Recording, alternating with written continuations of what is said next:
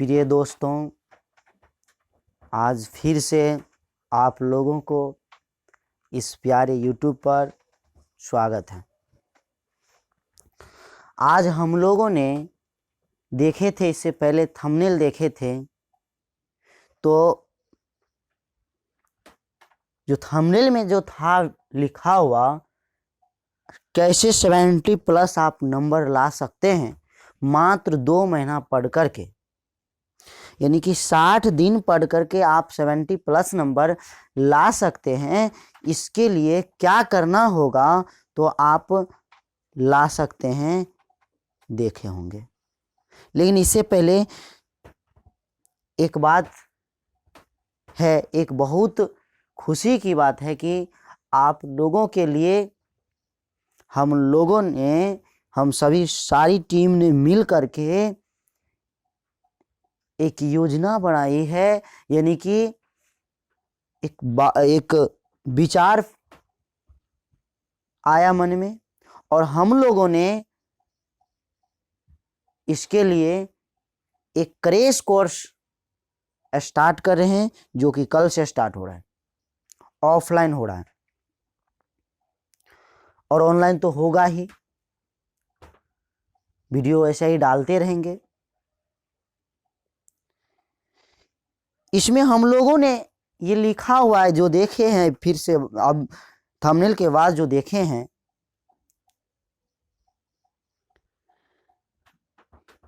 पर्यावरण सुरक्षा के लिए निशुल्क शिक्षण संस्थान। पर्यावरण सुरक्षा के लिए निशुल्क शिक्षण संस्थान जो हम लोग लाए हैं, उससे सिर्फ और सिर्फ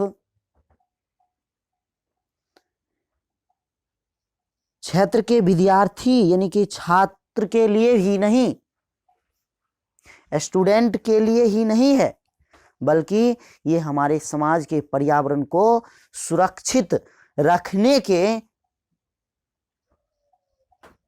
लिए भी बहुत इम्पोर्टेंट है।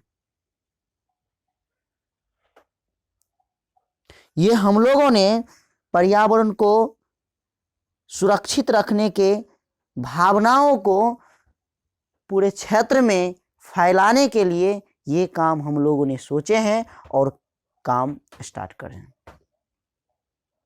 इसमें हम लोग क्रैश कोर्स में हम लोग यह क्रैश कोर्स उन बच्चों के लिए हैं, उन स्टूडेंट के लिए हैं जो स्टूडेंट कहीं नहीं पढ़े या तो कहीं पढ़े हैं थोड़ा बहुत,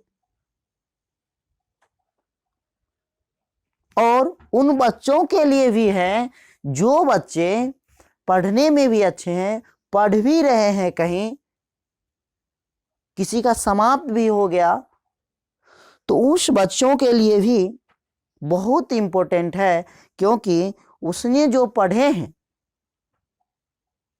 वह सभी को रिवीजिंग करने के लिए मात्र 60 दिन का यह स्ट्रेटजी रहेगा, यानी कि सभी 60 दिन में रिवीजिंग करने का उसको मौका भी मिल जाएगा। इसमें इस क्रैश कोर्स का विशेषता ये होगा कि हम लोग सोच रहे हैं कि इसमें जो भी इम्पोर्टेंट क्वेश्चंस होंगे, जो भी संभावित क्वेश्चन होंगे, उस पर ज़्यादा से ज़्यादा फोकस रखते हुए 2 महीना में पूरे सिलेबस को समाप्त करने का। तो इसमें आप लोगों को जिसे भी इसे ज्वाइन करना है कर सकते हैं।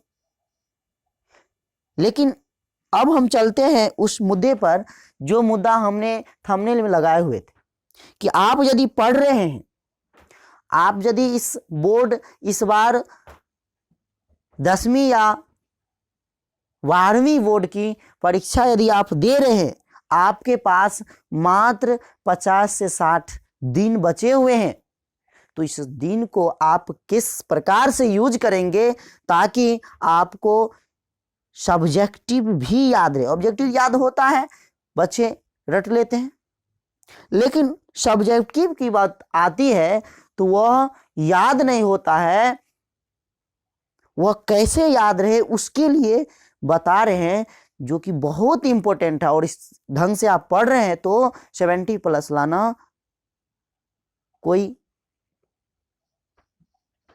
बात नहीं, आसानी से ला सकते हैं। तो हम चलते हैं 70+ लाने के लिए जो स्ट्रेटजी है उस स्ट्रेटजी को बता रहे हैं। जैसे आप कुछ भी चैप्टर को पढ़ रहे हैं, आप अपना टाइम टेबल बनाएं। अपना टाइम टेबल आप नहीं बना रहे हैं तो अब दिक्कत हो सकता है। सभी सब्जेक्ट को समान वैल्यू दें, क्योंकि सभी सब्जेक्ट से 100 नंबर के आते हैं। और यदि आप मैथ के स्टूडेंट्स हैं, मैथ ही पढ़ रहे हो और अदर सब्जेक्ट को देख नहीं रहे हैं, तो नंबर आपका 70+ नहीं आ सकता है। हाँ, भली मैथ में आप 100 का 100 ला सकते हैं, लेकिन सभी सब्जेक्ट 75% नंबर पूरा ऑल ओवर सब्जेक्ट में नहीं ला सकते हैं। इसलिए आपको इसके लिए टाइम टेबल बनाना होगा और सभी सब्जेक्ट को सेम वैल्यू देना होगा। और पढ़ने का तरीका जो है, यदि 70+ लाना है तो इस प्रकार से थोड़ा सा अच्छा रहेगा यदि आप अपनाते हैं तो।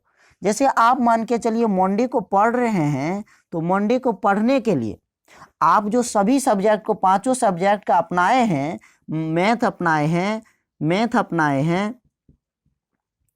साइंस अपनाए हैं, सोशल साइंस अपनाए हैं, संस्कृत अपनाए हैं, हिंदी अपनाए हैं, तो ये आप मंडे को जो ये मैथ पढ़े हैं 2 घंटा, उसमें जो फार्मूला आए, जो प्रॉब्लम आए, इस साइंस को आप जो पढ़े, उसमें आप जो पढ़े थे सब्जेक्टिव जो भी पढ़े थे, सोशल साइंस में इसी प्रकार संस्कृत हिंदी जो पढ़े थे मंडे को, आप जब ट्यूसडे पढ़ने के लिए आए तो ट्यूसडे पढ़ने से पहले आप क्या करें, ये पीछे का जो आप मंडे को पढ़े थे उसको एक नज़र से थोड़ा सा देख लें। और एक नज़र से देखने के बाद क्या होगा, आप इसे फिर से रिमेंबर हो गया कि जो जो पढ़े थे, आप याद हो गया। इसी प्रकार से आप उतना देर मत दें इस दिन, ट्यूसडे दिन, इस मैथ पर, पिछले वाले मैथ पर, जितना दिन आप मंडे को दिए थे। उसी प्रकार साइंस को आप जब ट्यूसडे को पढ़ रहे हैं तो इसको एक नज़र से देख लें, थोड़ा सा एक नज़र से। मतलब आप यदि इस साइंस को मंडे को आप 1-1.5 घंटा देखे हैं तो इसमें से आप 10 मिनट निकाल करके एक नज़र से देख लीजिए कि कल क्या क्या पढ़े थे। और इस प्रकार से आप जब वेडनेसडे को आते हैं तो वेडनेसडे को भी आप देख लें कि आप क्या क्या इससे पहले पढ़े थे। इस पर थोड़ा सा 5 मिनट, इस पर थोड़ा सा 10 मिनट। फिर इसी प्रकार से आप यदि देते हैं 7 दिन तक इस प्रक्रिया को, एक चीज़ को बार बार देख रहे हैं 5-7 रोज एक चीज़ को, तो आप तो एग्ज़ाम के लिए तो छोड़ दीजिए 2 महीने की, आप साल भर याद रहेगा ये बात। इसलिए इस प्रक्रिया से आप यदि पढ़ते हैं तो बहुत ही अच्छा रहेगा।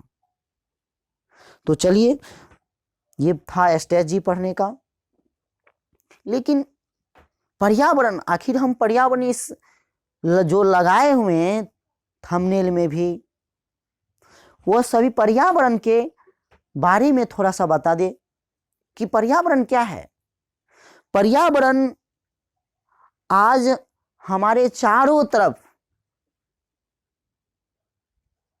जो भी है सभी पर्यावरण है।